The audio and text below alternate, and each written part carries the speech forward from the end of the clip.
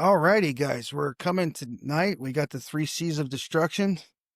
We got Corey, the Zim of Zimmermans, over here. Okay. Colin, the stuffed up of the Colin clan. Colin's a little sick tonight. So, and then me, just Oh, the nasally. English guy from with the last name Bakewell. So, all right, guys, what do we? You were talking about Latin or something. What were you going off on the pre-show? I mean, I was talking about trade and logistics, but we can talk about Latin if you want. No. Okay. I know a little bit about logistics. What are we going on in logistics tonight? So I figured I'm going to share this screen here. Oh, not that one. What in the world? Which screen? Oh, here it is. It wasn't right. showing up at the top. Got a logistic issue? It's a lifetime 3D map, so this is going to be a little buggy on your end, probably. So do you guys all see this? It's not scratch and sniff, is it? No, are you seeing this? No. Let's try that again. The last person that tried to kill me said, "Hey, scratch and sniff this on the pool. Bottom of the pool." I was like, no. Yeah. Okay, what is this? Here we go. Yeah, it's taking a minute to load up. This is a current global conflict map in terms of nation states that are actively engaged in conflicts. Okay. No shit. Wow. I thought it'd be more red than that. Yeah, no, there's like South a bunch America. of like subversion stuff going on. I mean, Brazil's had like literally a total coup to take over that government. Why isn't Brazil lit up like a Christmas tree? Because a lot of this is covert and not like official conflicts. Oh. So these are like official, like kinetic warfare. This doesn't include all the political stuff going on yet. How about South Africa? Yeah, see, exactly. So yeah, that should be lit up. Like no, I mean, so if you take the covert stuff into play, I mean, the whole world should be lit up right now. Yeah. What's the difference between red and yellow? Yellow is military support, and these are direct action. By the way, there's a key in the bottom right hand side, just for the non-observant like me that did not observe apparently that. Greenland and the Northerners are the only ones neutral. That are neutral? And it just froze on me. Okay. Okay. Telling you, gotta get that Starlink, man. So there's been talk about the new Arctic North game. Pole's neutral. Look at that. Yeah, for now. That's always, you know. So what about the South Pole? Well, we don't talk about that. Nothing's we have going talked on about that. No, it's not neutral. Allowed. Look at that. Whoa. Well, at least there's one country in the world that's neutral. So the new great game is going to be centered around the Arctic. We're used to seeing the world through, like, if you stretch this out and you see America and the Western world, or the Eastern world, sorry, it's kind of split out like that and laid out that way. If you flip it around, this is going to be a part of the new paradigm. This is going to be how the world's going to be looked at, centered around the Pacific. Because the current powers that have lived through the current financial crashes, and I mean, they're still ongoing, but the ones that are going to make it right now, Russia has proven they're not going to die silently, and nor should they. They're the wealthiest country with by natural assets.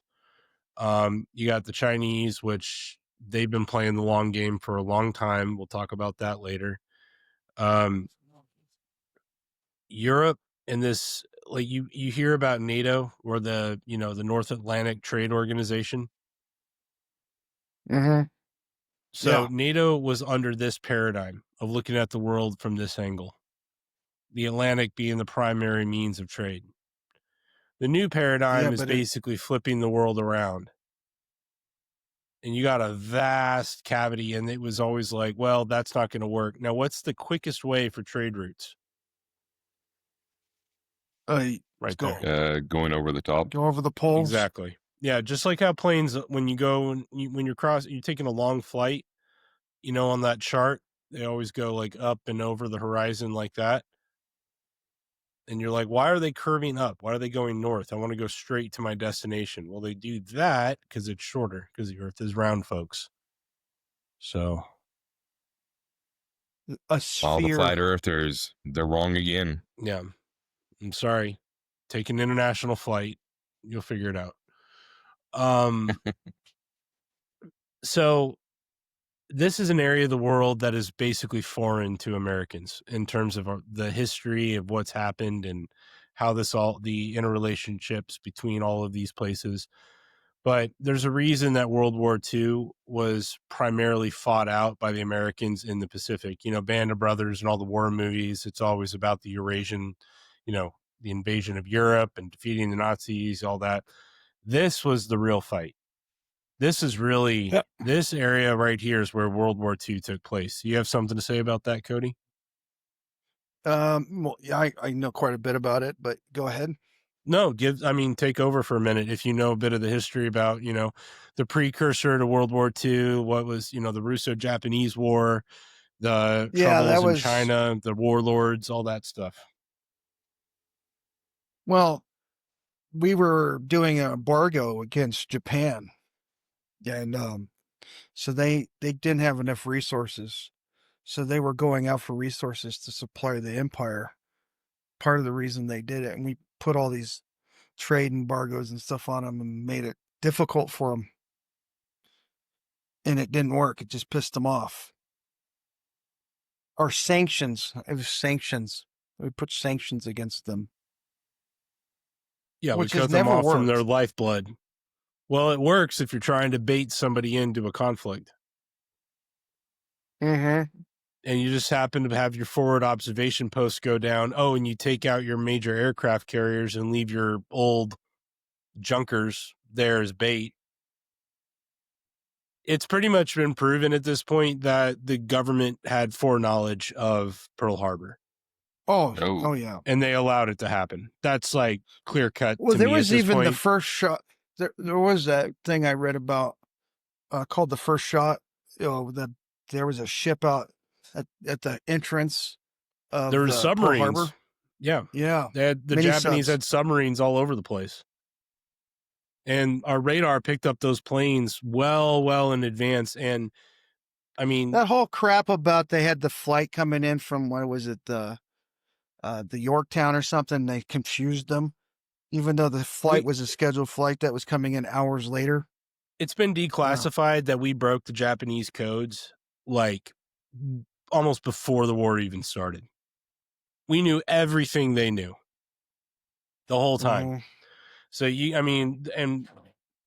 MI6 this and British intelligence, which is also American intelligence. It's the same. They are the best cryptographers on the planet to this day. Yeah. They're just, there's no one that comes close to them. And now that we've kind of built the global infrastructure, aka the internet, now we're like masters of information. Oh yeah, there's tons of, like, you can see, what was it? I was in San Francisco probably 10 years ago. My friend was showing me this building where it was an AT&T building where all the internet comes in off the coast and goes through that building, and they filter everything to see what's coming in off the you're talking about that building with no windows? Yeah, in San Francisco. Yeah, that's a very weird build. Yeah, there's a bunch of those. Yeah. That was kind of the old way of doing it. There's another one down by Vandenberg, because that's the closest point. Because California pokes out to start taking off. So, like, right there in the Central Coast, when I was a kid, I was watching them put all those fiber optic lines and stuff in. So, World War II was really fought out in the between the Russians and the Chinese. We're in the middle of a civil war. prior to World War II, we're talking about hundreds of millions killed between the two, like just in what was going on, like between World War II and prior. So there was like a massive ramp up to this, but to the American conscience, we got attacked at Pearl Harbor and it's off to war, and that's all we knew about the history. We didn't realize like what was going on before all this. There wasn't 3 years of 3 years of war before that. It started in 1940. Really got caught in heavy in 41 according to our history books, but like it really started back in 1939. I mean, really, this goes back to what I said last time about how wars flow into each other. World War I, it kept going in China. Like that kicked off the Chinese Civil War. I mean, the Chinese Civil War was still going on during post-World War I. World War I was like the age of the warlords. Like China had been divvied up among different military sections and different financialist groups backing different sections, and there was a war for the heartland of China. There's a theory of land power, the Mackinder land power dominance theory, that basically, I'm just going to read it here. He posits that the control of the heartland, the vast resource-rich interior of Eurasia, encompassing Russia and Central Asia, grants command over the world island. That is the African continent, Middle East, Europe, what we call Europe, and Asia. Okay. That's what's colloquially known as the world island. Then we're kind of over here in the New World, right? We're totally different. The Heartland's flat, rail-friendly terrain enables efficient overland logistics for bulk commodities like oil, gas, and minerals, bypassing vulnerable sea routes. Modern applications, including Russia, Eurasian Economic Union, and China's Belt and Road Initiative, probably heard of that. Yeah. Which revives the old Silk Road logistical system, which has been around for forever. Yeah. Well, at least 2,000 years. Yeah, and that's what connected Europe to the Asian landmass. It reduced the maritime choke points, and if you had military control along that trade route in a consistent regime that controlled that trade route, you had because that was the thing, is you have piracy or thieves along there, but if you have secured trade routes, then you can start doing things like credit on promise of delivery, things like that can start happening. Enter in Venice, and they were the railhead of the Silk Road. So if you go back and reread Polo. if you go back and reread Marco Polo's travels and you understand geopolitics and trade routes, it reads like a totally different story. It's like, because that's really what, and he's one of many that were sent out. He's one of the more famous books, because he was there during the age of the Golden Horde, when China was really being consolidated by the final Mongol invasion, which really brought it all together for the first time in like 1,000 years. Like, and really since the Han, the Han dynasty came out of that. And that's typically what happened. You'd have like the Chinese would grow decadent. They'd build their city states. They basically have the steppe people constantly invading them. And what they did to manage the wildlings out there, because these guys were like, learned to ride horseback by the age of 6, shooting birds out of the sky with compound bows. I mean, armies of the time had no idea how to handle something like that. That could ride in quick, fast, shoot several arrows off like that, penetrate armor, and run back and rout. And it just was a tactic that standing armies didn't know how to handle. So instead of meeting them head on, because if they ever lost, they just run off into the steppe, and these guys could live off of grass and horse blood indefinitely. Like, they could just live out there, and modern armies need supply chains, routes, and logistics. Well, so that's where they came up with, forget the guy's name, but they were reading about Genghis Khan and the Mongs, and that's how they came up with the concept of blitzkrieg. Fly in, attack, blitzkrieg. The Germans? Yeah. Yeah, I mean, hit and run tactics are old. I mean, they're an old concept. It's just modern Europeans never really had that ability, because they weren't raised on horseback like the Mongols were, and able to shoot 300-pound bows just and hit anything while riding at full gallop. I mean, that was like advanced weaponry. No one knew how to handle them. So but you're right. I mean, hit and run tactics are it's an old concept of guerrilla warfare. It was in the West, it only worked under certain conditions. Pretty much if you were invading a homeland and you had routes and supply chains already set up, or caches of weapons and supplies set up, like Operation Gladio, that's really what that is. When Which one was Ukraine was Operation Gladio? that's really important to understand, and I don't think it'd be good. That requires like a whole show to get into that. That's like a modern version. It's like post World War II, the Nazis and and in cooperation, and the intelligence services basically left a bunch of guerrilla soldiers behind enemy lines after the Iron Curtain fell. Think all the the flare-ups that the Russians had once they took control, like once the Soviets took full control. The who are those crazy guys? The ones with the furry hats. The ones that really like. You talking about Eastern, like Tibet? No, they're northern. They're like Northern Europeans. They're like near Georgia. Anyway, those Eastern European countries, you basically had a bunch of hardcore pre-trained militias set up to do hit and run tactics behind enemy lines. That was Operation Gladio, which is still not ended, by the way. And we're kind of in Operation Gladio 2.0, and that was the tactic for the Ukraine war that they had set up. They had, like, we've been supplying Ukraine with massive amounts of weapons over the last, like, really since World War II. And they've been setting up training, like the Azov battalion. They're the famous one everyone knows about. There's dozens of these guys, and they're all kind of like, oh, okay, the Ruskies are coming back. It's time for our fight. We're going to get our stuff back. And it's a very complicated history. And I would also say that, like, I'll throw this out there. I know certain people in Texas intelligence, or I know somebody that knows people in Texas intelligence. Let's put it that way. So this is secondhand knowledge, but that we got a bunch of Ukrainians running around down here. Hold on. You're saying there's intelligence in Texas? Yeah, Texas has intelligence branches. Absolutely. Knew it. Sorry. They're nothing like what the feds have, but they're still, I mean, it's a massive state. It's its own country. Mm-hmm.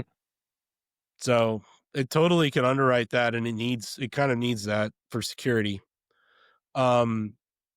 So but we got a bunch of Ukrainians running around doing God knows what down here. We've had a bunch of derailments and a bunch of power stations getting mysteriously shot at and blown up, and things that don't really make the news. Not just in Texas, all over CODIS. Yeah. Oh yeah, we're under full attack. Like, this is what I'm trying to, like, not full, but guerrilla action is well underway in America, for sure. So yeah, Operation Gladio 2.0 is underway. Well, that's the thing that you're trying to tell them that for years, that these guys. Is Gus okay? Oh, sorry. Dog's outside. But that's what, not to quote anything, but that was the plot of Red Dawn. Yeah. I mean, kind of, but that was like a little bit like. They had Cuban soldiers infiltrating the United States to the southern border. And that's what goes back to what I was talking to you about, Oswald. Yeah. The Cubans have been a cutout for our intelligence services and acted as an estuary between international intelligence services in the East and ours. Double, triple agents, all the above, Yeah, it's very, very complicated. You don't really, it's the land of mirrors. You don't know who's a good guy or bad guy in this world. It's just constant loyalty tests. Like if you want to find that out. And that's what Sarah Adams has been talking about on X too. You know, she's partially right. And I actually think she believes it. I reached out to somebody who knows her and I was like, what is she doing? Is she under control? Like, is she just spreading fear? Or he's like, I think she's basically doing a misdirection play, like trying to get everyone worked up over jihadis instead of like the real funders that are behind all this. And it's not to say jihadis aren't a problem, but it's like being mad at the Ukrainians or being mad at the Chinese people, or a lot of people are mad at Jews or Palestinians right now. It's like, oh, it's all there. No, there's people behind the scenes using collectivization psyches to conduct warfare, psywar. So people buy into a collective identity and then they get weaponized. You're weaponized. I'm weaponized. It's just who is pulling the strings. You should always assume that you are an agent of something. Just better be, I mean, it's better to assume that and have that space and observance, in my opinion, because I don't want to be an agent for any of these people. But at the same time, I'm an American. There's a certain duty, destiny of being born into a country where you want to take care of your home, right? So you don't want to be like the guy trying to undermine it. But at the same time, the people trying to protect are they the ones undermining it? So whose team am I on? You know, that's kind of where I'm at. So yeah. what an interesting. There, I was reading the news here. The Burbank Tower, all the flight control people walked out off the job today. There's no one running the tower at Burbank. All the flights were canceled. yeah, there's been a lot of flight cancellations, like a lot going on. It's crazy, consistently over the last year. Like way more. But because they're not getting paid, they said they walked off the job. Okay, well that it's probably spiking because of that for sure. That maybe that's happening. They're also. That's what it says. It says, let's see right here. But there's been like infrastructure collapse. Like their systems have been going down consistently. Like, I mean, I've had Austin Airport's been closed like 3 times this last year due to malfunctions. Just malfunctions, just out of nowhere, and it just shuts down. That never happened. Not like that, not that often. So, and that's been happening all over the country. It's just local news. You don't know about it unless you're looking. So, that's the thing too. Not to get off topic, but like when you talk to these Gen Xers and stuff, when they're like, you never heard about school shootings. If you look at the crime statistics, it was going on in the 70s and the 80s, but it was considered a local problem, so it never made national news. Right. So because they wanted to sensationalize it after they, what really kicked it all off was the shooting in San Diego at the McDonald's in, was it 84, 85? Forget the exact.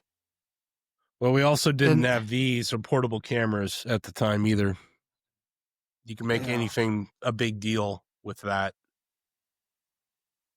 Yeah, I mean, look at the Charlie Kirk thing.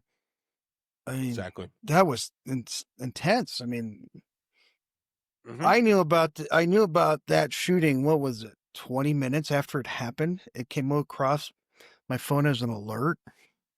And then the thing that was the hardest about it is you tap into it and you don't know what you're getting into, and all of a sudden you see him get shot, and you're like, "What the my?" And then I hate to say it like this, but my first reaction was, "Is this AI or is this real?" Like, I think 80% of people ask that question. You're not, no.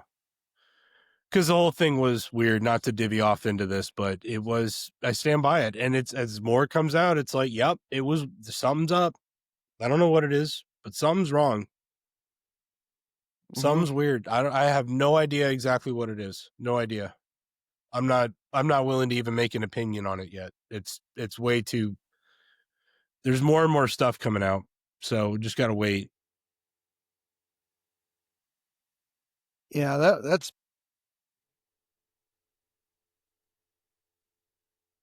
I don't know. If they want to dispel it, they just need to come out with the information and just be done with it and just like stop it. But because that's what I've been saying. And the longer they wait on basic things like coroner's reports, on who was his security company exactly, who were those guys, and where's the bullet? Let's see it. That's not like classified evidence. You can show the freaking bullet. If you claimed you reclaimed it, you can show that. Well, the thing I You don't can show the understand is footage of the guy, like they have footage of the guy running off the roof, but the same camera that shows him running off the roof and dropping a rifle that magically popped into his hand right as he dropped down, that wasn't in his hand before he was running. Oh, and people like behind the trees while he was running were like disappearing, and it showed his shooting position. Just show us his shot. They don't even do that. Like, it's just like, oh, here's a guy running along the roof. That's it. So it's like, it's purposefully causing confusion. That's what I'm getting from this. No, Yeah. but that's what they want. That's part of the psyop part of it, Yeah. from what I've been learning. It's mass confusion. You can control a population through. That's one of the key patterns for manipulation of a population is mass confusion. From what I've read. Uncertainty, like who's who can I rely on? Yeah, for sure. Do you have any thoughts, Corey? I've been yammering away. No, I don't. Yeah. Okay. So I'm going to go back to the Mackinder theory here, the Heartland theory. Halford Mackinder is somebody that I would highly recommend. Just remember Mackinder. Remember Mackinder. Okay. It's important for the events that will unravel in the next decade. So you'll remember this in the future. So the idea was whoever controls the world island, and I kind of want to bring this map up again, actually. Let's see here. I'm going to bring the rail map up so we can see what the rails are. Because it's basically rail and maritime. Those are the two major avenues of like efficient transportation, right? They just show the rail network up in Alaska. That's crazy. Yeah, Anyways, it doesn't show much. These are the major rail lines. It's not every single avenue, but these are like the see big that ones. up in Canada. See that line that goes up to the lake. You know what that lake is, right? No, that's what is it? Yellowknife. That's Yellowknife. It's where they get all the diamonds. Yeah. Oh. Yeah. More than enough money from De Beards to build a railroad line in the middle of nowhere. There you go. Good observation. So Mackinder was basically, the idea is, okay, you got to get resources from somewhere.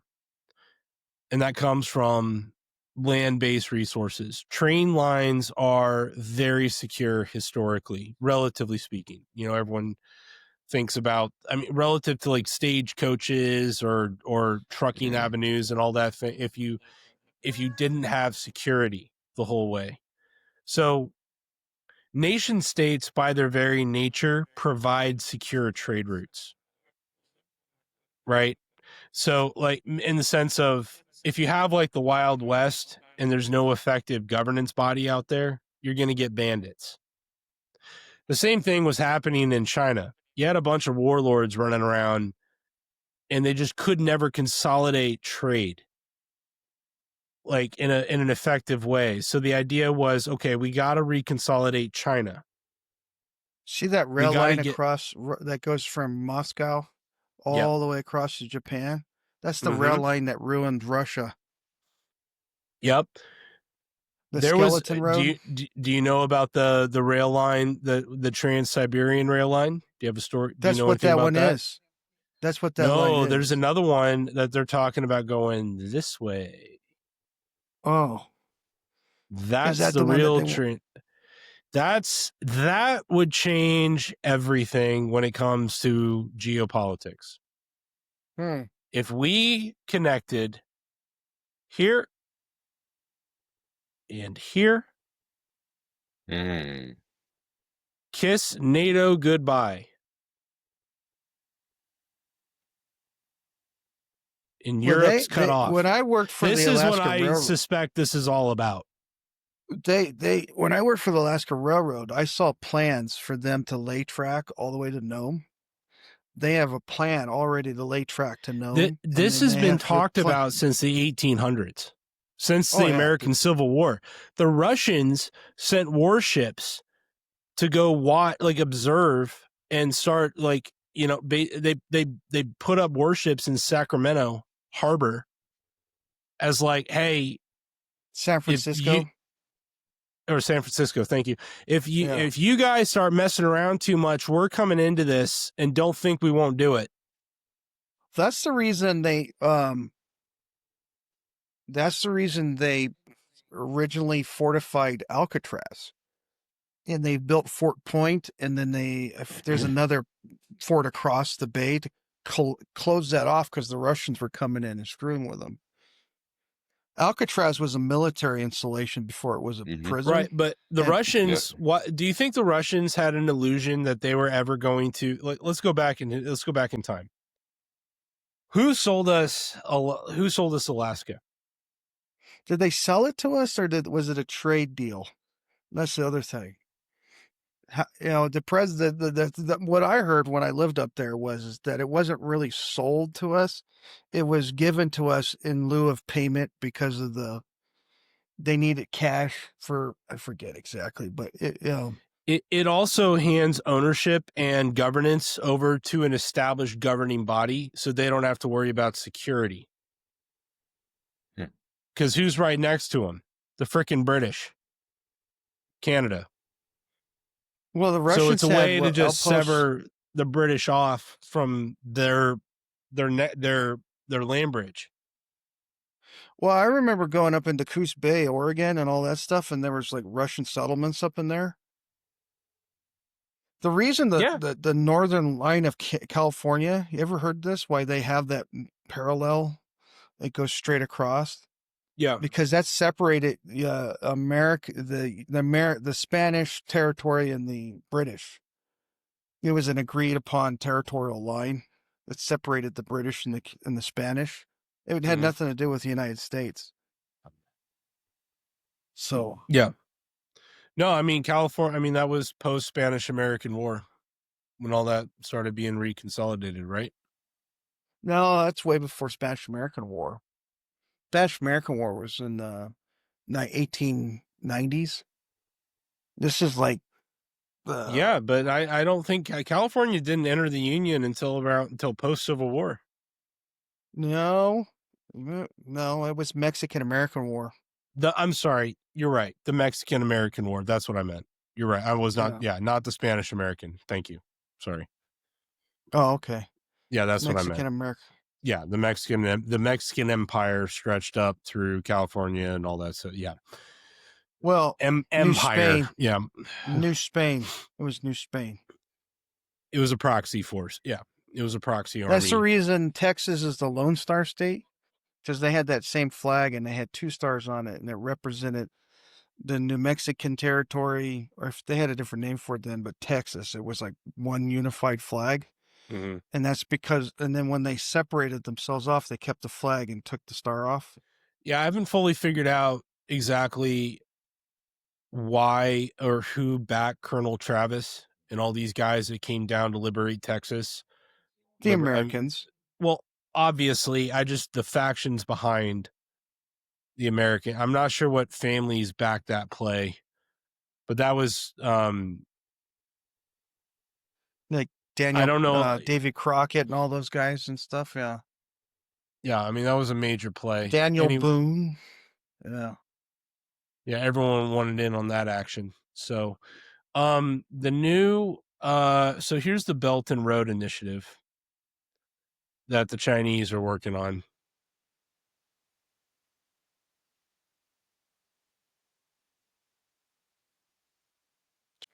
So this is the current plans for the Chinese to run their controlled rail lines with partnered countries, but they're underwriting the whole thing because the Americans are not going to underwrite this. Europe's not going to underwrite this. The only people with any capital right now are the Chinese to underwrite something like this.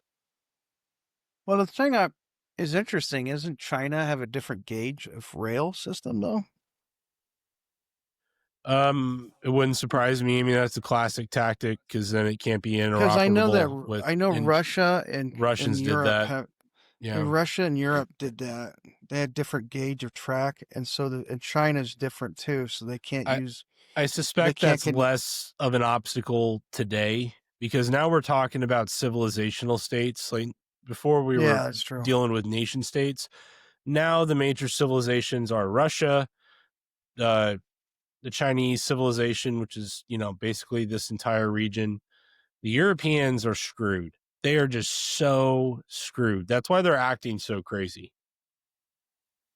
Oh, I thought it was the French, but okay. Well, the French especially. But by the way, their government just collapsed within like 14 days of being established. And now again. It's like it's going to keep happening. Yeah. I mean, I don't know what they're going to do. It's crazy.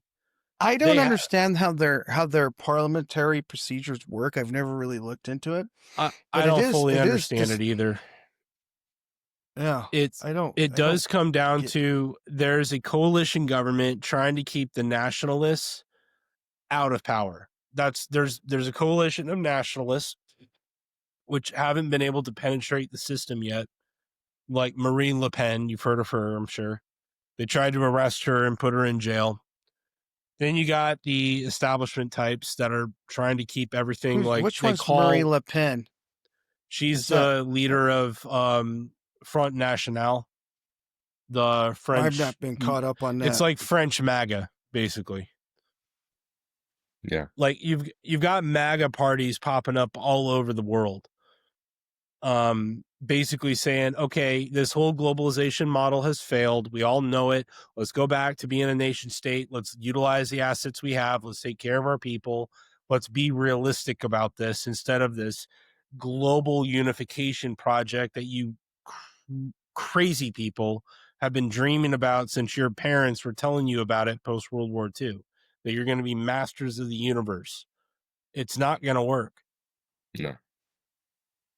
And so that's really, and they're going to fail. It's just because they don't really have a plan. They're not, that's why Trump always, instead of saying they're evil or whatever, he always says they're incompetent. He always says incompetent, and they are, but he's talking about these guys and their plans. He's like, you have no idea how anything works. And your plans were doomed from the start. Like maybe if it was going to work and there was going to be a global empire and we were going to be a Star Trek planet and go off into the stars, then maybe we'd all be like, you know what? Great. That sounds fine. It's not going to work because the rest of the world, the Europeans do classic projection. They just think everyone's like them. They think the Middle East, like all those countries that were divvied up post World War I and World War II and in the modern age, all these Akistans, like they're all like, those are actual countries. You've got ethnicity groups and tribal groups. Everything is carved up internally that they have no way of understanding. That's ancient. Mm-hmm. So it was all doomed from the start. It was just total hubris. And the question is this Chinese model of the Mackinder model is basically they're taking the Mackinder theory to heart. Control the world island, control the rail systems, control infrastructure, and you control the world. They're actually being realistic about global dominance. Mm-hmm. And they're not hiding it anymore. Yeah. No, they're out there in the open. That's the thing that scares me. And I don't blame them. Like, why wouldn't you? You know? The one that really took me back is Texas politics is that Beto O'Rourke, when he actually came out, or Robert Francis O'Rourke, when he actually came out and said that, Roberto. yeah, we're coming for your guns. Yeah, we're coming for your guns. We're doing it. And he actually, like, you know, that's you got. He's a complete idiot. But I mean, you got to respect him for not being a liar. They're idiots, but they're Like an called idiot useful savant. idiots for a reason. Yeah. Because this is the thing, like, if people, I love maps. Because if you give the average person a bird's eye down view, just like what I just did today, and show them how this all interoperates, all of a sudden, all of this blah, blah, blah, blah, blah you hear on the news, it's like, oh, this is about how stuff gets from point A to point B. That's really what this is about. That's what it's always been about. So, what do they say? Experts worry about politics and professionals think about logistics. That's kind of like, but that was the thing that won World War II and screwed up everything. Yeah. Is they had that all set up. They basically turned England into a ammo dump, and they had figured out how to set up harbors, and they had it all figured out how they were going to get all that stuff in there, because it's one thing to secure a beachhead, but it's another one to keep it. And if you don't have bullets and you don't have food and all the other stuff to keep your guys going, you can't run it. And the logistics of World War II were freaking amazing. And what's interesting is you were talking about the Pacific. The United States Army actually has their own Navy because of the Pacific War. Have you ever read about that? So the Navy's job during World War II was to win the war, not supply the troops with food and do all the supply logistics side. And they were falling so far behind that the United States Army actually set up their own logistics Navy to move the supplies more efficiently, because the Navy was concentrating on building. I just thought that was the merchant marine, like, where it's they part of the merchant marine, commercial. But the Navy, like right now, the United States Army has their own they have like 75 ships in their own Navy and it's just logistics. Yeah, it's I mean, logistics. the Pacific is it's like, so the Mackinder theory is one theory. The second theory, the major, well, there's a bunch of them, but these are like the two ones that actually, that I think have a lot of credence, is Mahan's maritime control theory, sea power theory. So land and sea. Mackinder is land, Mahan is sea. And basically that Mahan's theory was, well, if you control the sea routes, actually I have a map of the sea routes here. Hang on. This will help. What's impressive, here's a side note. You talk about logistics. Oh, go ahead. Let's do this. I'll bring it in later. No, go ahead. It's fine. All the roads that go all the way down to Panama, who do you think paid for all those roads going from like El Paso? Oh, we created Panama. Panama is like, we built Panama. That's the whole nation. All the roads to get the materials down to Panama, all those roads, even through Guatemala, through all Nicaragua, the way through where you're showing Costa Rica. All those roads were paid for by the United States, so we could get our goods down into there. And what is Donald Trump talking about? And go back to that map there. That's pretty cool. The Battle of Monterey. The United States actually took Monterey and then went go up a little bit. Right here, see Monterey. Yeah, Battle of Monterey. The United States came in off the coast of the Gulf of Mexico, and they came in and they took Monterey, and then they used it as a supply hub to go all the way into Mexico City. And they came in from north of Mexico, and Mexico City, and they came in from the side. Yep. The Gulf of America. Yeah, baby. It wasn't called that then.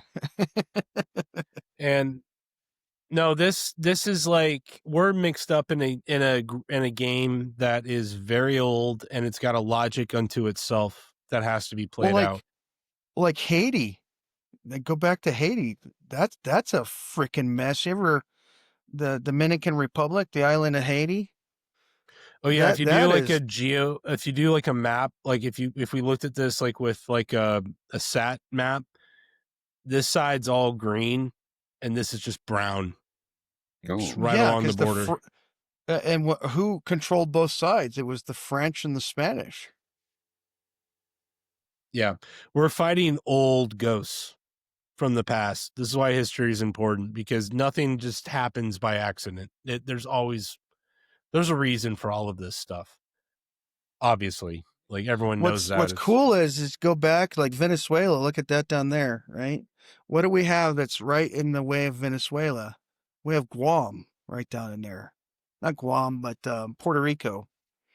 Yeah, see Puerto Rico right up there, just north of Venezuela, off the side of Dominican Republic.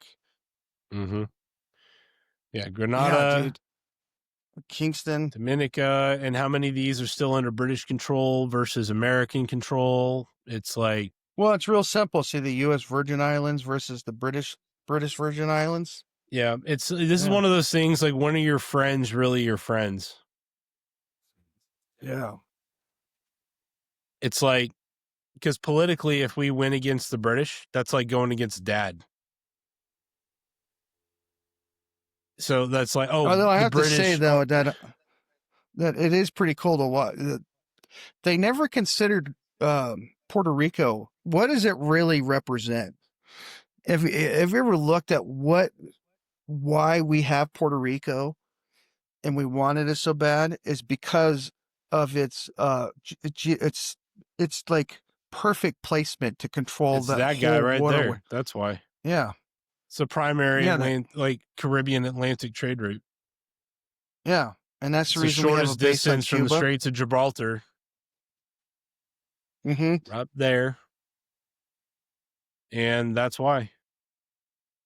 It's that simple. You know what's funny is in Mexico, just below Mexico, that was the only Scottish, I forget which one was. There was one of the ones down there was the only Scottish ran territory. All the rest of it was British, but one of the territory, I think it was Nicaragua, was like a Scottish empire ran one. That was their only overseas. Really? I think it was. I never heard of that. Yeah. Neither have I. That's crazy if that's true. That's actually really crazy. I'll have to look into that. It went to shit in the handbasket, but there is something very strange and deep about the Scots that I don't fully understand. There's something very strange about them. But see right there in Nicaragua, right there, see that lake right there? Yeah. Mm-hmm. There's a river that connects that lake to the ocean in there, and they're built. See that? Go down to the left a little, back down, back. No, out, pull out, right there by down at the bottom of the lake. There's a river in there that they're widening and deepening right now. Down to Costa Rica? Right there. So that river, the river that leaves that big lake right there, not that one, go out, pull out a little bit, just a tiny bit. Now go to the right. Yeah, that river right there. Big one? They're going to make they're trying to connect that to the, no, I've heard about this, that we're going to basically, like, worst case, like, there'll be a new canal. They're going to straighten that river out, and they're going to connect it to that lake, and they're going to use that lake as, and they're going to canal across, because it's just a short distance to get to the ocean, and that's going to be the new canal to go across there is what they're talking about. I guess, but that's assuming that we can't take this baby back, because that was like one of the first things Trump did is he basically sent the State Department down to Panama, and he's like, all right, you guys need to knock this off. Like, we're running the show down here. Yeah, I looked into it, and they are in violation of the treaty when we gave the canal zone back to them. Here's the problem. The Chinese still have active control over both ports on both sides. So technically the Panamanian government has control over the straits, but on both sides of this, the Chinese are still just deeply rooted. They're subversion, because when people are like, well, what do you mean? Like, oh, the Chinese subverted. It's like, you don't have to be a Chinese person to be a Chinese agent. It's called LLCs, corporations. It's like they use natives all over the world. Like they do the same thing we do. They buy out companies and reutilize them for their purposes, and they got tons of cash to do it with. Oh yeah. Money, the almighty dollar will, people's enriching themselves will definitely not because hurt we've been anything. underwriting that whole project of theirs, the whole thing. And it's our fault. This country is underwriting this whole freaking mess. It literally, like, if you go and look at the capital flows, everything is being bled out of here, going into here.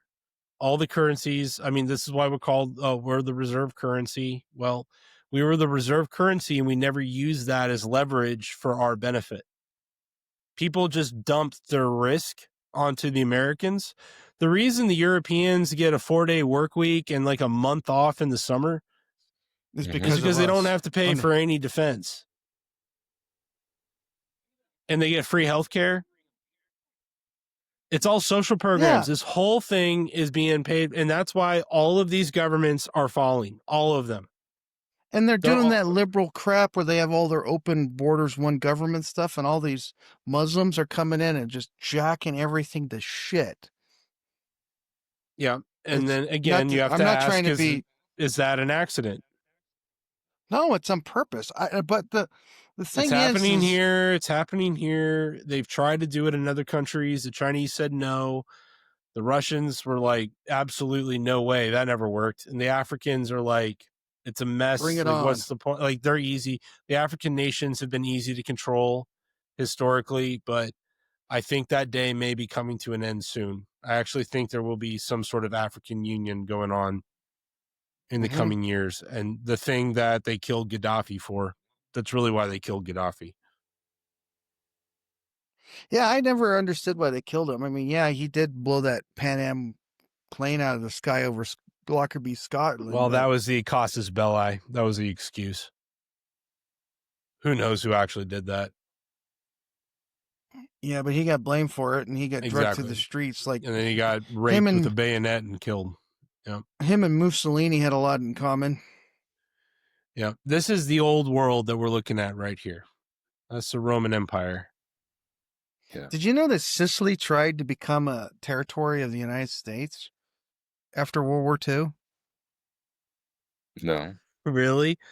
Well, that they must have wanted been... to really. They're like, you're already here. Well, you know the Godfather, right? This goes into Operation Gladio. With the Catholic Church. It was called Operation Underworld at the time. Operation Underworld was when the United States OSS and the British intelligence, we linked up with Sicilian criminal elements, and gave them a bunch of guns, money, whatever they needed, and they created the beachhead for the Italian invasion. They acted as guerrilla, and then what did we do? Well, we brought them back over, and they ran our underworld for intelligence for a long time until they got burned.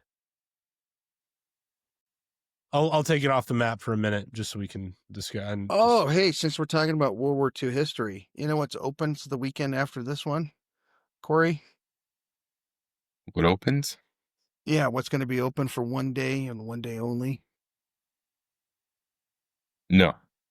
The Trinity site. Really? Really? Yeah, I'm thinking about making a movie and going up there and videoing the Trinity site. How far is it? Or what?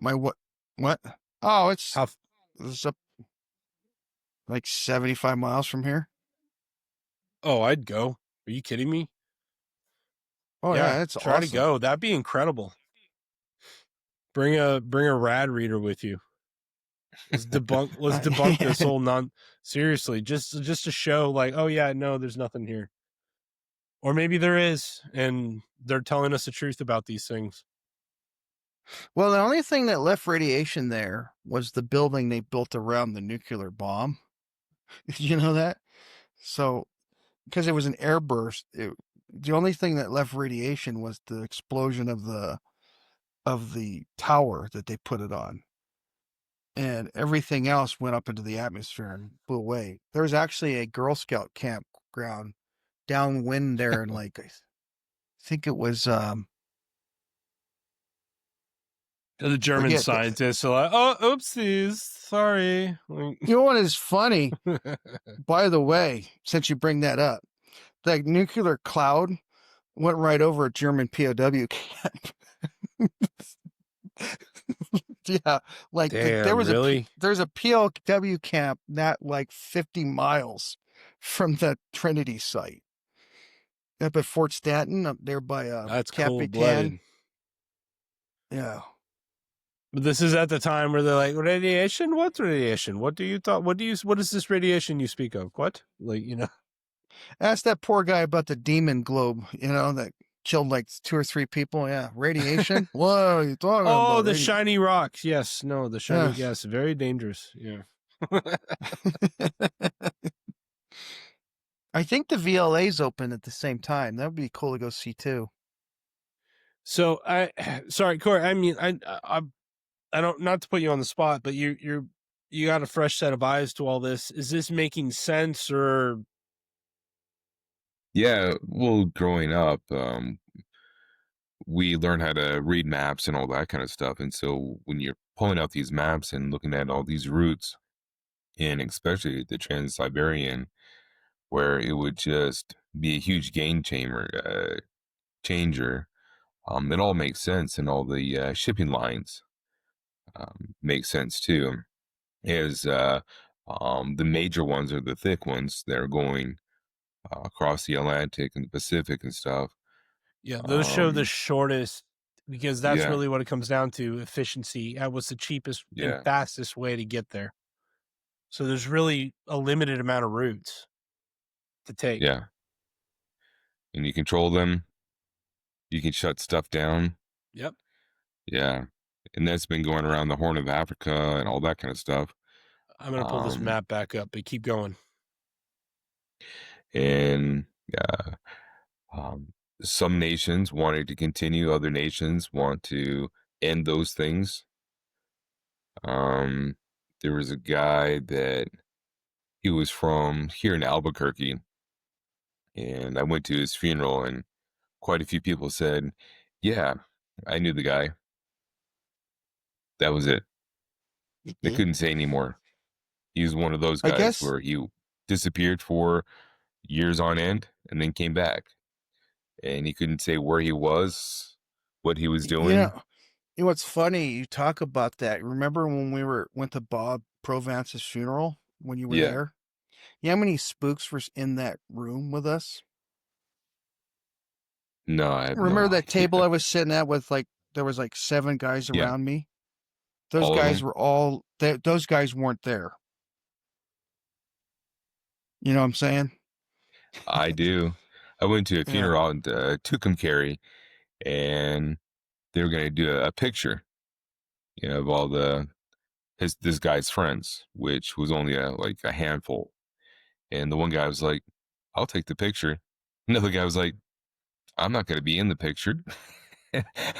And so it was just a couple of people.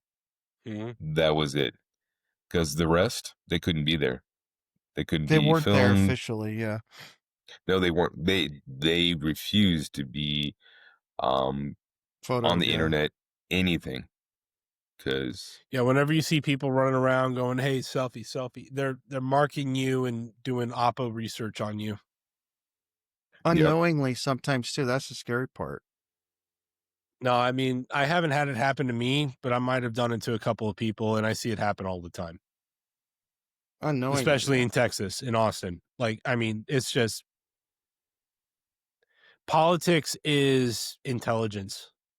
It's really what it is. It's an intelligence game. That's like if I got civilians to understand this, like, hey, you want to be like a spy for for like yourself, for the citizenry.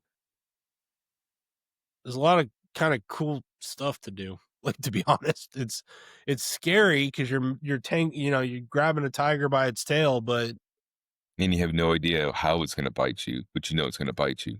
You know what's Or- funny is I asked, like, when we were thinking about this now, I asked one of the guys that was at the table, I'm like, so how do you get a job with the CIA? He goes, go apply online.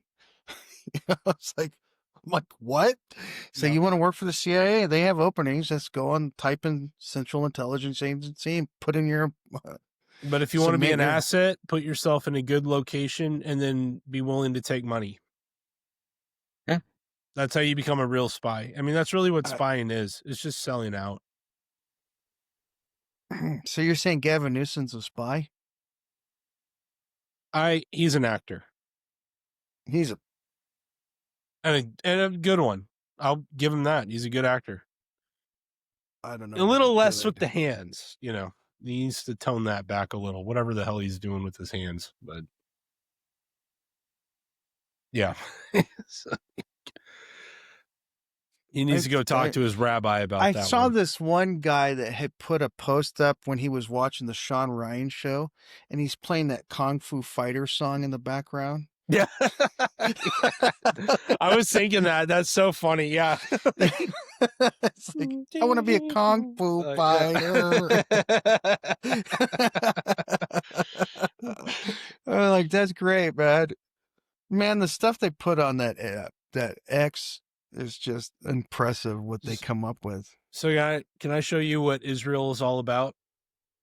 Sure. Yeah, Hold is on a that second. another Go ahead, map? bring it. All right. So right now, wait for Cody. Well, no, I'll tell you. He knows about this. So this is the Suez Canal. Okay. Right. Mm-hmm. Yeah. We got the Straits of Hormuz.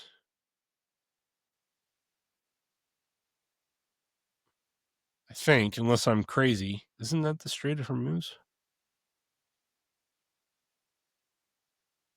As long as. Yeah. I thought Yeah. straight. No, okay. What's Isn't the it? one up here at the? Oh, is it that's this one? No, that's okay. Maybe it is this one. I don't know. I get a mix. It doesn't matter. Like, whatever. That's same. It's the choke points. Like, this is why the Middle East is always a problem. Over It's there by this. Yemen and yeah. This is like this is the lifeblood for Europe. If they lose this, they're screwed. Mm-hmm. Yeah, pretty much. Like, Yeah. and then they just kind of took for granted that the United States would be an entity that would be beholden to underwrite them. They felt like they had all the leverage. What I think is happening, the families over here that have been established over here, that have actually worked hard, are getting kind of tired of these aristocratic punks. Snobs, yeah. Just going like, oh, you underwrite our people. And it's like, hey, do you realize how complicated it is to run this thing off of scams and bribes and everything? And we're just leeching off of these people to underwrite you guys. And it's like, it's got to stop. Like, because I mean, we are the consumer market for this. Yeah. They don't have a consumer market. They're trying to build one, but that is not done overnight. That's the thing that people don't understand about the United States is we built a consumer market organically. That's our greatest power. I remember you talk about logistics. Look, go down and show up the Florida real quick. The what? Show Florida. You know why you never wanted to go to Florida when you were a truck driver?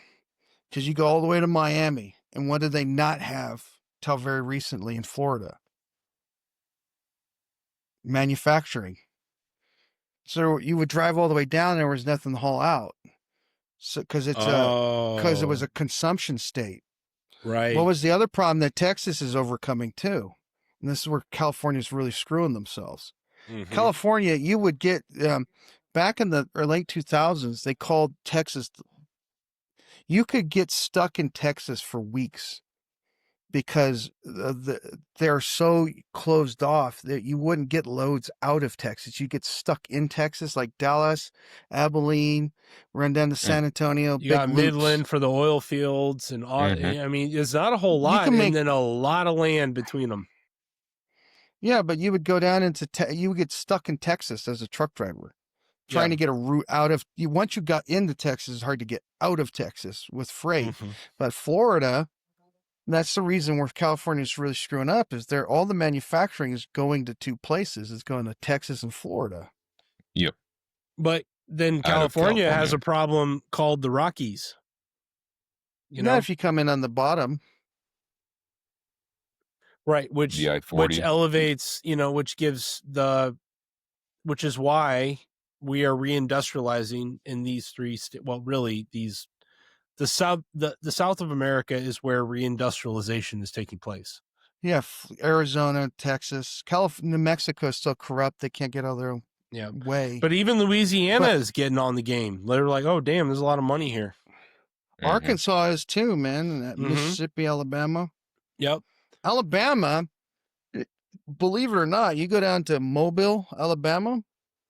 Oh, yeah, that's an old naval. Yeah, no, that was an old industrial center. So they have that memory. Set up by the French, Mobile. And they have so much. They have what, a couple dry docks in there. They do a lot of shipbuilding down in Mobile. Yeah. No, I expect, and they just moved Space Force down to Alabama. So they just moved. Yeah. No, Alabama. Jackson? I don't remember. No, I'm sure it's off the coast. They stuck it right next to something else, wasn't it? When I was driving through Mobile, they're down here. If you go down south, there's a huge military installation down there. It may be Mobile. I mean, Mobile to me makes the most sense. Yeah, the industrial park, Mobile International. It's just I don't know if there's a lot of real estate for like good launch pad, but I don't even know if it's launch. I think it's like information, like it's an information hive mind think tank.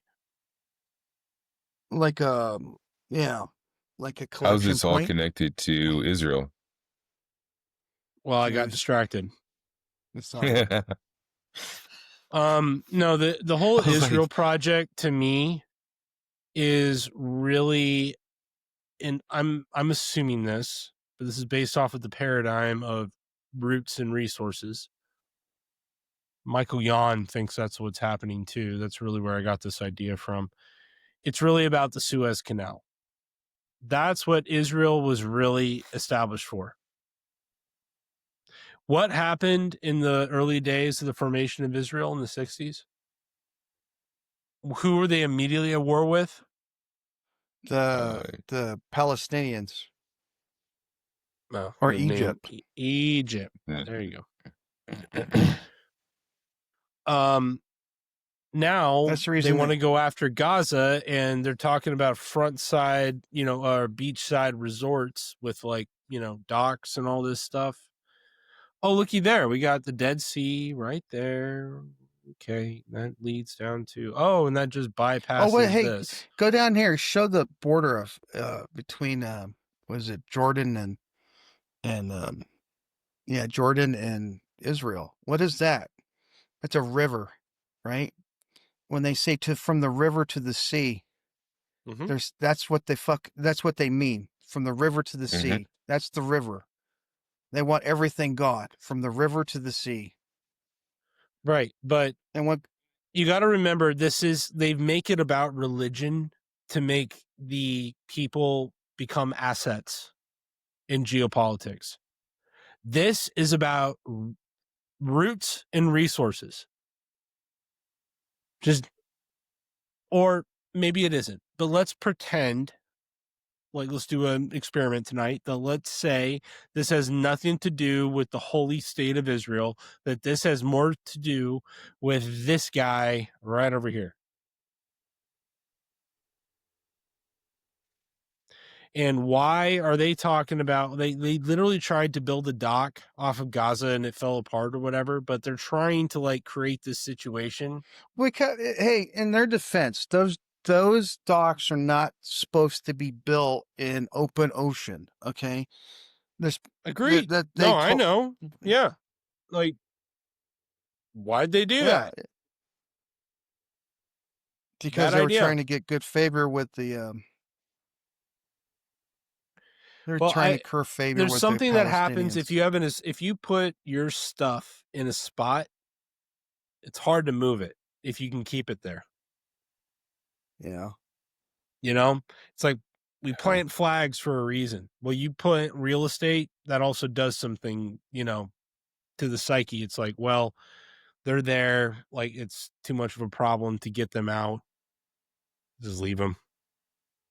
If they build a dock either out or on the shore and go straight into the Dead Sea or something like that and just cut down, what would they're change talking about the political this is an Canal. official Israeli plan, by the way, that they want to carve out basically a Panama Canal straight through the Dead Sea to the Mediterranean. You know what else is interesting is over in Egypt, there's a bunch of desert in there that's below sea level, and they're talking about reflooding the desert. Yeah. If you up in the northern part of Egypt, up in the Sinai Desert, up in the northern part of that, reflood it so that way they can get less humidity in there. This is the Sinai Desert right here. Mm-hmm. Well, no, it must be on this. I screwed it up. It's a part of Egypt. Egypt's line is technically here, but the Sinai Desert is a desert. There's like nothing in there. But you're saying it was part of Israel for a while. Yeah, I mean, this is like the nut to crack, like for global dominance, is what to do about this region. This is why it's constantly at war. Who controls the routes, and how do we create multiple routes, or so we have some, you know, so not just one entity is controlling everything through this from the east to the west. That would people use that route? That route through? Would people use that route through Israel? You have to go through there unless you're going all the way down around. You have to go through there, and that cuts like a month off your time at least. Yeah, I think it's like a minimum of 3 weeks off of travel time between. But hey, look at right here in the Indian Ocean. What's in the middle of the Indian Ocean right there? Ever gone in there? Oh, the crosses. I think that's just a cross. I think that's just the trade routes, just crossing. No, but I'm saying right in the center over there is where the United States has one of their largest military bases on an island out there. Jakarta? What are you talking about? No, like in the middle of the Indian Ocean. Okay, I'm looking. I forget. It's what the hell is that? I'm not sure what you're talking about.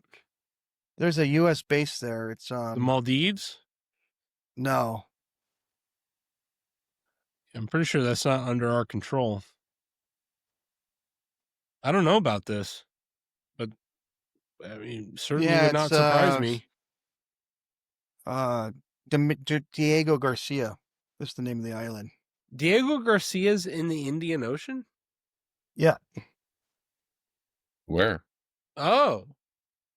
Can you point, like, I'll look it up. Hang on. But I do want to see where that is. See, right over where you're, right over that, see where that cross is? I thought it was in the Chinese Sea. I didn't realize it's over here. I'm an idiot. Okay. That's right. Go up, bring your right there. See that little, like, go down? No. Down a little more.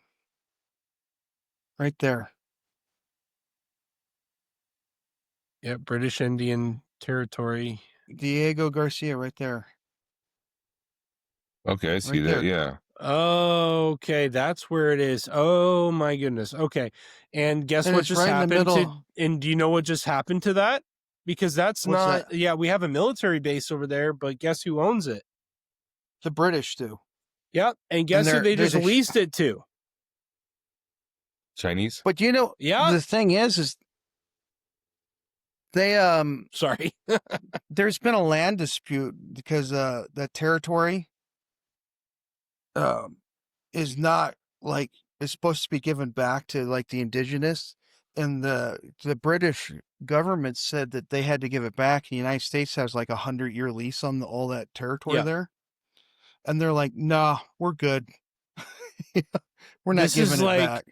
this is like one of our top sub bases where subs Well, go and no, get it's a refueled. logistics base. I know, but this is They like where the boomers go. Like this is where they get silently refueled. This is like underwater sub bases. they right have here. they have Hmm. that's where they refueled the B-2 bombers when they sent them into Iran. Yeah, it's a major military base. And just to say, oh, we'll just give it back to the natives. Yeah, that, I mean, we could blame the But it's Chinese right for there. that. But look at the location of it. It's right there, and like it's perfect location. No, on the it's trade routes. literally right in the smack damn middle of it. Yeah. Yeah. You got Australia, you got here, you got South Africa. You can see how the British Empire is alive and well through this. You know what I mean? But we are the muscle. And the financialist system, and basically, What's the other thing they just did this last quarter? They reopened them. Well, haven't you been keeping track of geopolitics, man? Yeah, but you just said, have you tracked what they just did this last quarter? Like that can mean a number of things. What are you talking about? Well, the United States just reopened one of the base in Philippines. Oh yeah. Oh. Yeah, no, there's a bunch of dead bases being reactivated. But the reason they wanted, so this is what Trump did. The reason they wanted to reactivate that base is because they had an ammunition plant on it that built like Still artillery active? shells. Oh, it was not so the Philippines was one of the largest manufacturer of firearms, and a lot of the guns that get smuggled into the United States come from the Philippines, like the ghost guns that come in here. They are made in the Philippines. And yeah, I didn't know that. Yeah, so got a lot of craftsmanship down in there, like Rock Island Arms. The reasons Rock Island is because it's the Philippines. That's all made down there. Colt had a plant down there. They have an ammunition dump down in there. Yeah. Subic Bay is the name of it. I mean, the Philippines are effectively a protectorate of the United States to a certain degree. Well, they used to be part of the United States. Yeah, I mean, technically, in a way, they kind of still are, but the problem is they've been subverted. Islam has like taken over Really? Oh my gosh, it's crazy. It's like how the hell we let that happen is beyond me. Like, but you ever want to read some really interesting history? You ever read the history of how we came across getting Guam? That is an interesting story there. Yeah, I don't know that story. I need to, for sure. Yeah. Well, we were involved in the Spanish-American War. Okay. And we sent these Spanish ships, and one of the ships that was going through the area is like, they're like, hey, go over and get Guam. And they came out to greet them because they thought they were going to like sell them goods. And they rowed a boat up to one of the destroyers, and I'm paraphrasing and I'm condensing it. And they're just like, yeah, bring us your governor. He comes out and they go, okay, this is now U.S. territory. You work for us. Yeah. We and then we Cortez their asses, yeah. And then over here, your whole Aztec empire, you belong to the Pope now. Right over there, where your cursor just was, what's over there? They're opening a new base and reopening a base in there too, right? Japan. No, off the Maryland Islands. Oh yeah, no, there is like a massive covert. Saipan, they just rebuilt. So like Guam, Saipan, they're reinvesting in all those bases down there. So there's a concept called, hang on. There's Guam. I'm gonna just a little north. Yeah. Here. Give me a second. I'm gonna get a better map for this. I know what you're getting at. This is really important. And that helps us to take care of the trade routes Well, and no, power what our we're own ships doing, and that kind of stuff. we're pre-positioning. Okay. We're pre-positioning munitions, getting ready for the next war. Or And the problem we have positioning is to stop the next war. Like that's kind of like, it's like a chess. It's a game of chess. It's like, well, I move here, king. You know, you're screwed if you do this. It's about cutting but people it's off like, ahead of time. It's like we're playing with time. Like we're playing well, like what they're 50 doing, years down the road. it's like the United States is doing is they're reopening munitions plant, because what is easier than transporting ammo? Make it where you need it. Mm-hmm. So if you can make enough ammunition down where you're going to fight the war, then you don't have to bring it in. It's already there. They're also reopening another base up in what is it, in the Aleutian Change at Adak Island. That was an old Navy base. They're reopening that. The Pacific is going nuts. And Johnson Atoll, you ever read about that? No. It's off the coast of Hawaii. But Johnson Atoll was a military base there. They abandoned like back in mid 90s because there was like logistically unnecessary now that the Soviets weren't there. Mm. And they're reopening that, reoccupying that because it's in a good spot. The Midway Island, Wake Island, they're all reinvesting in these old military bases from the World War II. Tinian Island, they had four active runways during World War II. We're finally pivoting to the Pacific, which is where that's we what should he's have always saying. been. Yeah. Yeah. Well, see, and that's the problem. I'm agreeing with you. Yeah. Well, did you see that thing where the Philippine Coast Guard was being tailed by the Chinese Coast Guard? Mm-hmm. Yeah. And then the Chinese, the People's Liberation Army Navy ship cut them off, and like they slammed into each other. Good ship handling, by the way, but yeah. Man, I'm trying to find a map with the third island chain. Yeah, I remember that was in the news. It wasn't the global. It was not the global news. It was some of the military news was talking about that heavily. It didn't seem like it was more of the local or those other places. CNN, Fox. That's Like the it was reason I just read SoftRep. They have a really good news feed in there. You ever read SoftRep? Special Operations Force Representative News. It's all like military gathered news. It's all geopolitical bullshit. It's a lot more stuff about pertains to war and what's going on with that.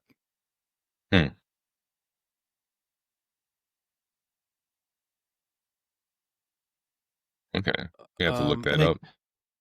Yeah. And that probably That's doves so weird. I into can't find the Pacific and why all the bases are being reactivated, being built up. Well, the theory, I like what Pete Hegseth had to say. Because if someone comes up to you and says, but in 2027, we're going to invade and fight with you, you might want to take them seriously. Especially when they can. They have the logistics and their ability. But again, this is more about, like, look, the Chinese do not, if they're thinking in terms of 1,000 years, maybe, they don't want to have to manage the American continent. They don't have the resources and the ability to politically handle that. Like, that's not what this is. This is about roots and resources, roots and logistics. The movie? This is about getting things from point A to point B for the minimal amount of money to up your capital, to reinvest and build up your systems. That's what this war is all about. But yes, down the road, like, let's say we totally just crap the bed, then yeah, they're going to be like, well, it's a sitting duck. We'll just go ahead and buy off their politicians for 10,000 yuan and United States is ours. Why not? Mm-hmm. And we see precursors to that because they've been buying land up all over the place, and our politicians. Yeah, and around our bases. Oh, you Literally mean right around, like, Eric's? yeah. You mean Smallwell was in an accident with him sleeping with a Yeah, Fang Fang. Fang Fang? Yeah, that wasn't an accident. My gosh, I thought it was love.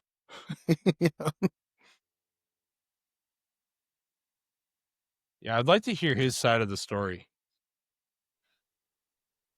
Like, Yeah. what was about her? What No, was it about her, Swalwell? Like, I think it has a lot to do with what you would play off his name. all right, I finally found it. Oh my goodness, that was crazy. Ugh. It's crazy that we're going back to the Pacific War, World War I II, know. replaying that again. It never died. It's just been hibernating for a while. Yeah, that's how it goes. Okay. This isn't the best map, but it'll give a better idea. And I like Hesek's idea is that we're not here to play politics, we're here to win wars. Yeah, that's the reason they're the Department of War. Yeah, back to the Department of War, War So Department. these Is are, it my dyslexia, or is it just people keep flip flop those things? Well, yeah. I It is the do Department of think the War. Department of War is really important in terms of, from an American's perspective. I think it's way more Yeah. important than being the Department of Defense, because language matters, and defense is obscure. It's a black hole. It's like buying a boat. It's like you're constantly going to be investing into it, and it's going to suck your money into it. War. That's a good analogy because a boat is a void in the water where you throw cash. Yes. War is like, okay, this is our desired outcome, and we are going to pertain that outcome. This is the problem that most businesses have. They never want to give a mission statement of like, okay, this is what we're doing. That's why mission statements are always obscure. It's for like leadership and goodness and happiness and peace for the world, stupid things like that. Instead of, we want to take this pillar and then this one and this one. So this ties into the island chains that we're looking at right now. So if I were the Chinese, the second island chain right there is where the Marshall Islands is. Right. That's basically where Midway, that's where the Pacific War really kicked off. Well, that's the third island chain. Yeah. No, I'm sorry. Yeah. You're right. Midway is in the third. You're right. Yeah. The Philippines are in the first. The second, Wake Island and stuff is in the second. Yeah, that's island like chain. the Marshall Islands, right? Yeah, you have Marshall. You have Saipan, Tinian, Guam. Just a couple off the top of my head would be in that chain. Right. So this is like the moat of America or the moat of China. Mm-hmm. Or Russia. Russia is kind of the odd man out. It's like, is Russia going to be our friend or friends with the Chinese? Because all their navies over there in the European theater. When the next battle is going to be in Asia, and how can they get all their stuff from like the Black Sea all the way over to the Russian ports on the Europe? This is why the Russians and the Americans were like, we were destined to be allies. Look at the map. Yeah. It's like we can just, we're a bunch of northern salty Christian folk that are tired of the drama, and we just manage from the north. We're the Northmen. You put the railroad above Asia. Yep. Connected to our Alaska. And we just bought a bunch of icebreakers, which we don't have a lot. I think on record, we have 3. I think they bought 10 or 15 of them. 50. Is it 50 now? 50. Yep. But if you can get a map of that's the reason they want Greenland. Greenland is a strategically very important spot. Yep. No, let's go back to the other one. We'll go back to the threat map because, and this kind of ties it all nicely together here.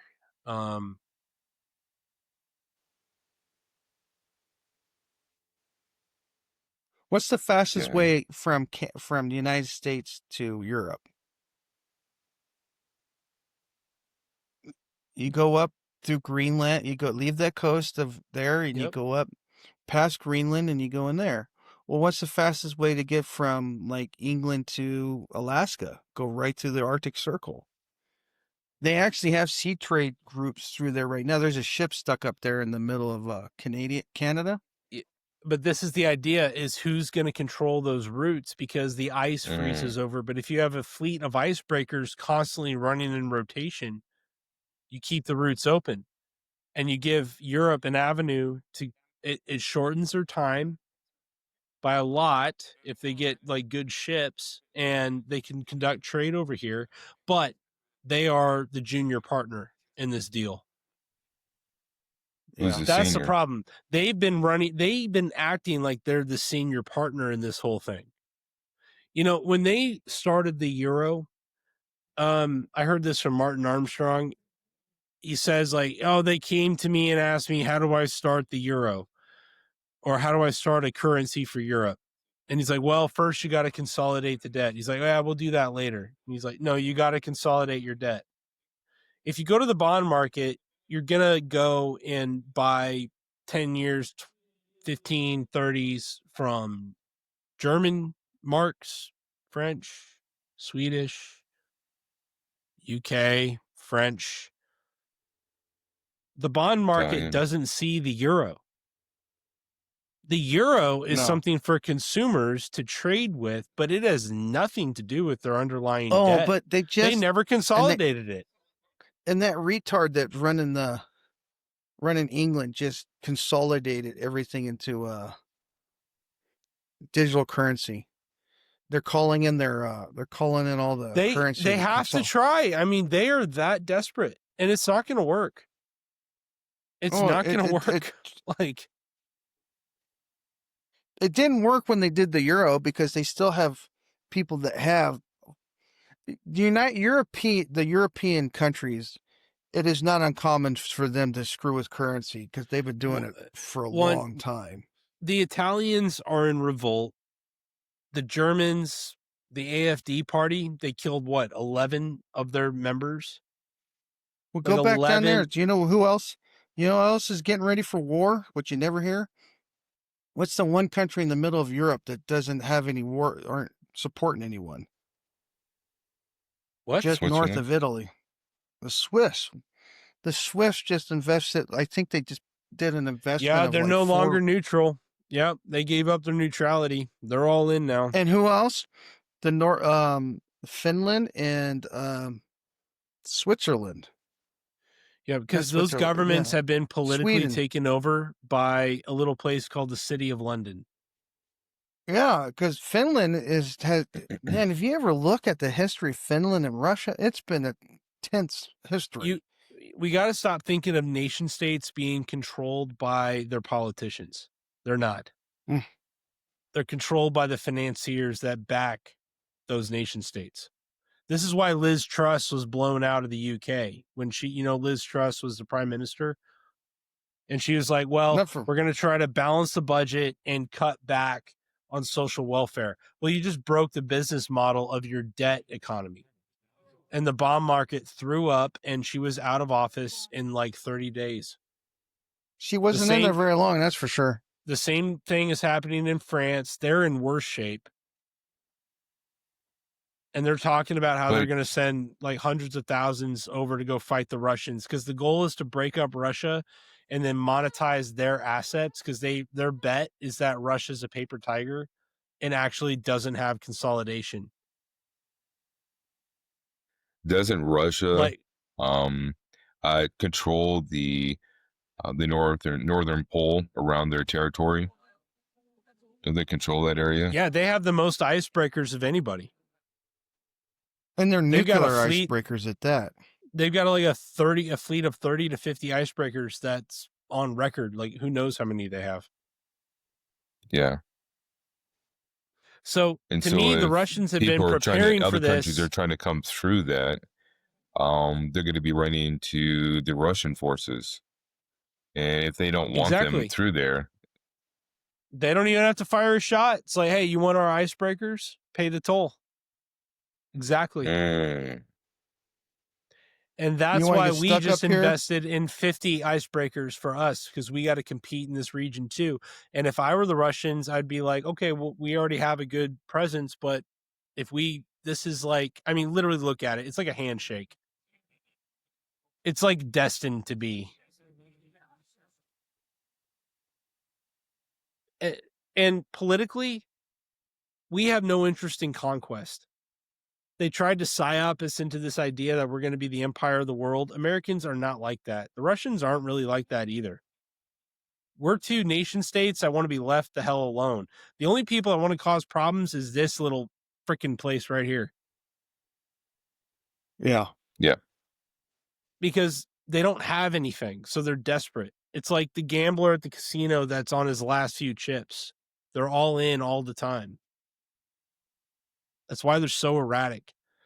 They just happen to have excellent networks post-World War II of intelligence that control media and information flows around the planet, especially the global south.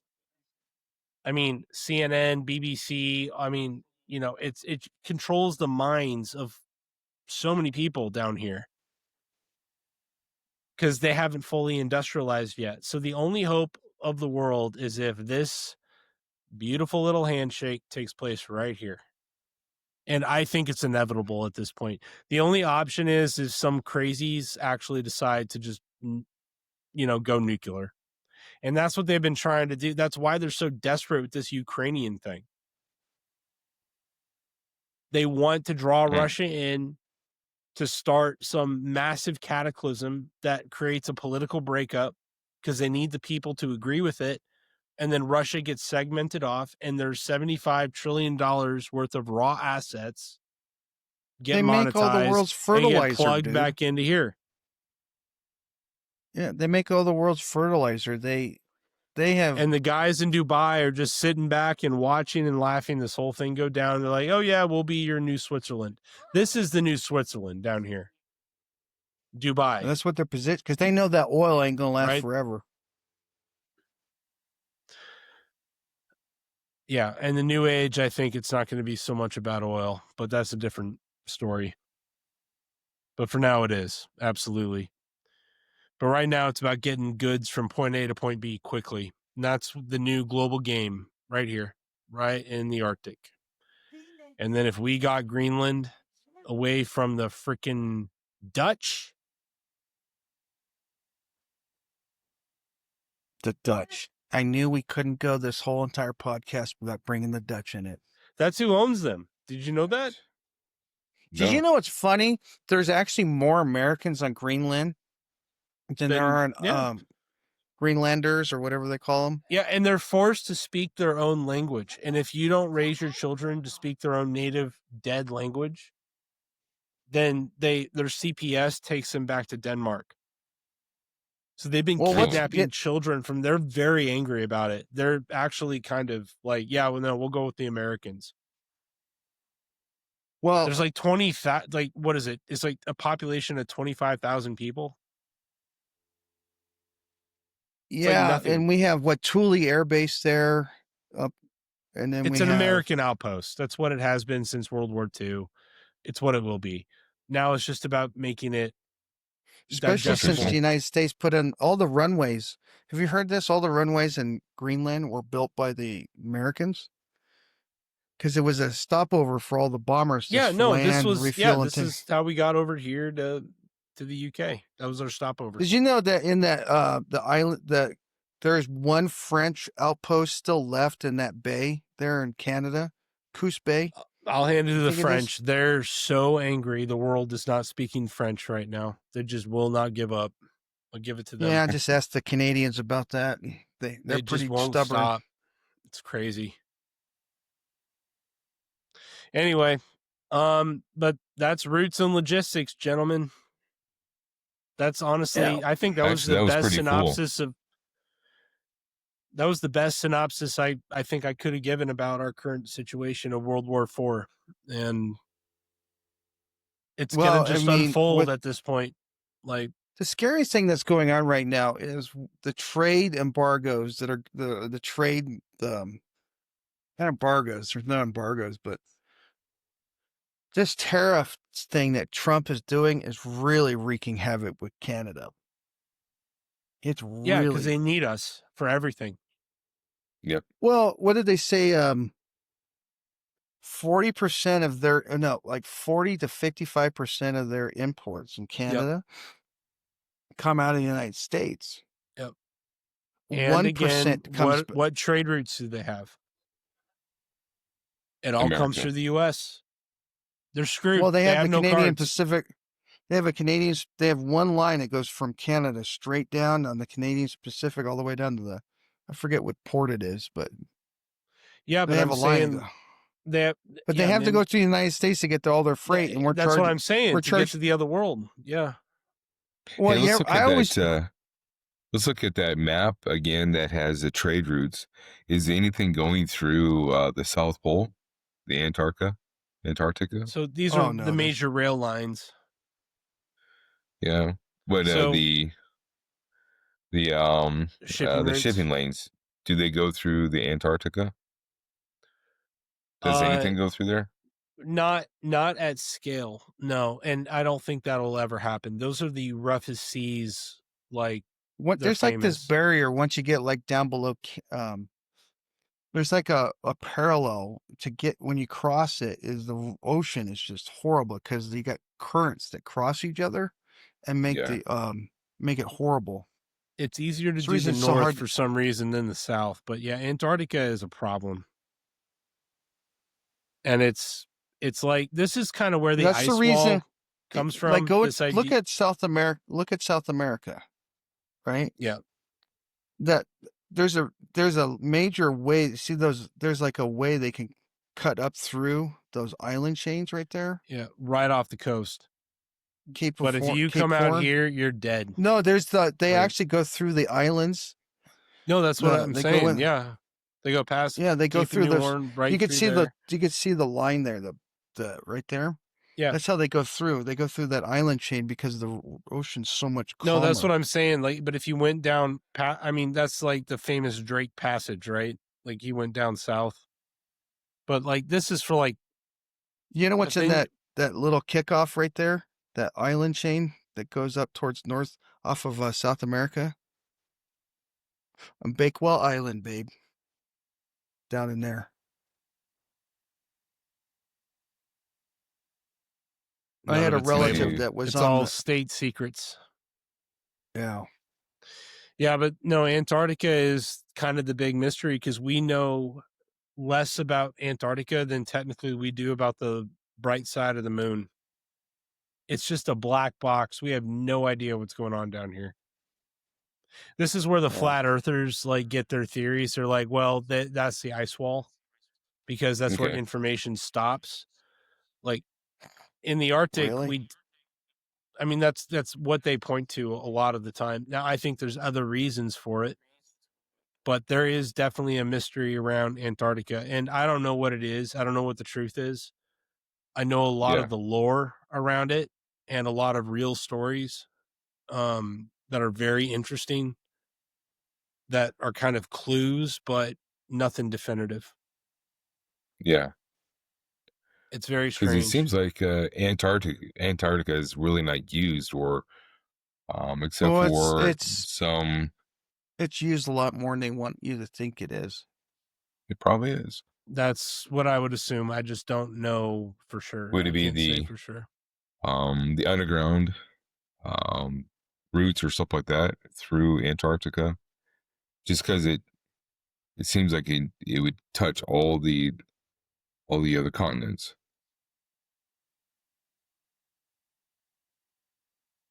That's what I suspect, but that's also what I think is happening up in the Arctic Circle. Yeah. But Antarctica is, I think there'll be more coming out about Antarctica in the coming years as we grow older, but I don't think we'll live long enough to know the true answer to the mystery. Well, if you could ever get a straight answer, too. There's definitely something about it, and Nazis have something to do with it. Goddamn Nazis. They just do. You know what's really bad? Illinois It's crazy Nazis. that those Germans were so advanced. Just freakishly advanced. You've been watching some videos, Corey. I have. And I'm well like, done. hey, my heritage, they were smart. They were well done. No, it's fun. I love my favorite conspiracy theory is space Nazis. That's my I love that one. It's so fun. Wow.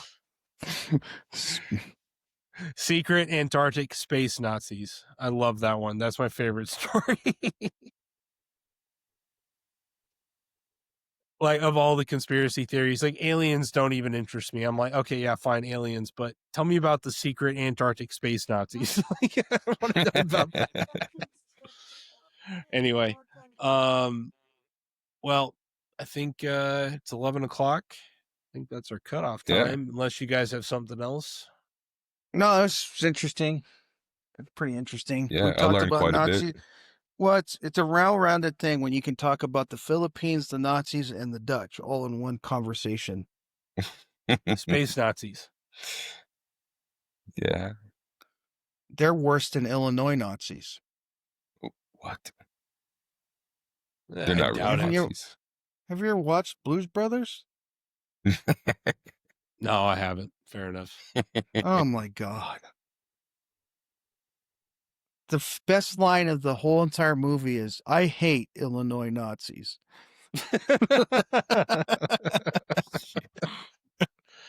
That's really funny. I didn't know that. Oh my God.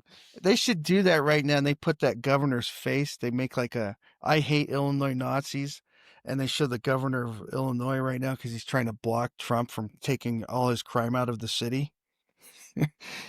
Am I the only one that finds it ironic that they're fighting to keep crime in their city? Yeah. Is that not essentially what they're doing? I don't know if Chicago is trying to keep crime going. It's about the precedence of what power does the executive have over the nation state. They're like classic Confederates. They want to go back, and I can't believe I'm saying this because I'm all about states' rights, but not when you have a bunch of crazy lunatic transgender commies trying to break the United States up from within using psyops. Then I think we need an Abraham Lincoln to bring this whole thing together. Unfortunately, I did not perceive that as being a potential for the future. So that's like being invaded. Like, if we were invaded by Martians, I'd say, okay, we need the big dog in the White House to make some decisions. This is worse. I'd rather be invaded by Martians. Like, oh my God, space Nazis, the Fourth Reich. I'd rather be invaded by space Nazis. It'd make a lot more sense than this. They allege that there's a moon. They have a moon base, and that's where they're going to start the Fourth Reich. They already have. We're into the fifth, baby. Hey, actually, Iron Sky. They made a movie about this. Yeah, this is like classic lore. Like, this is like in the subconscious. Like, the Nazis, like, we didn't really lose or win World War II, and it kind of stems off from all the Nazi influence in our space program. And it's like, why? Being here in Las Cruces, right next to where Operation Paperclip had like a stronghold, no reason to think that at all. Sorry. Yeah. Anyway, that's a whole different show. Space Nazis would be a great show. I have a lot on that. I'd have to make a new PowerPoint though. So sorry. You're the only guy I know that lives to make PowerPoints. So I know a couple other guys. Really? Oh yeah. I used to make PowerPoints all the time. Yeah. I've never even figured out how to use the program out. But Colin's like, he's sitting there going, that's a good reason to make a PowerPoint. I love PowerPoint. I've always loved PowerPoints. We need to finish off the the JFK conspiracy. No, we're You not. have all I'm those sorry. Well, it ties into the space Nazis. So, I mean, do you want to jump ahead or do you want to go down? Not this episode, but well, I mean, No, we not now. left. I'm saying like, but down the road, finish it off. We'll talk about this in post. Oh my God. They have a trailer for it. Iron Sky, the official trailer. That's like an old movie. Yeah. So like 20 years ago. Man, I'm telling you, one of the cool things that they made is I read that series, Man in the High Tower. Yeah. And that was such a cool series to see come to fruition. And they wouldn't have done it if it wasn't for like normal, because all the Nazis and that was such a cool book series. Yeah. Very strange. And how they were jumping through time and all that. Oh, yeah. Mm-hmm. But they really did a good job on the miniseries. They came up with it. By the way, I can actually prove to you that you can actually jump through time if you want. Oh. And you can manifest different timelines if you want. Actually, that'd be kind of interesting to go down that rabbit hole. I could actually prove that to you, that you can do that individually. And honestly, I don't have to prove it to you. You just have to think about it for like a month. And then you'll be like, oh yeah, no, that's absolutely true. So just think about it. You know, get back to me on that one. But in a month. Yeah, in a month. Yeah. I tell you what, I have nothing going on recessively right now. I could just put it in the back of my head and start working on it. this. No, let your subconscious, let him work on it. Recessive thinking, we'll get it done. Yeah. You get it done. Man, you crazy. All right, let's go to bed. I'm tired. I'm sick. Oh, you don't want to go another? We go. I'm 8 more so minutes sick and tired. I'm like about to crash. Please.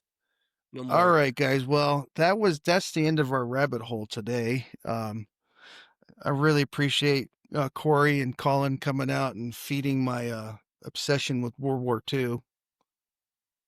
And I'm gonna go up and make a video the weekend after next of the Trinity site. I think that'll be fun.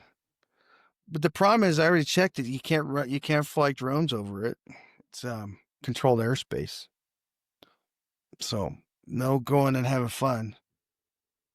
So, but anyways, all right, guys, that's our episode for this week. If you want to watch us, listen to our podcast. We're on Spotify and on Apple Podcast. And yeah, so that's how you can listen to our podcast. Spotify is actually doing really good with it. So, all right, guys, thanks for watching and stand by for more rabbit holes in the future.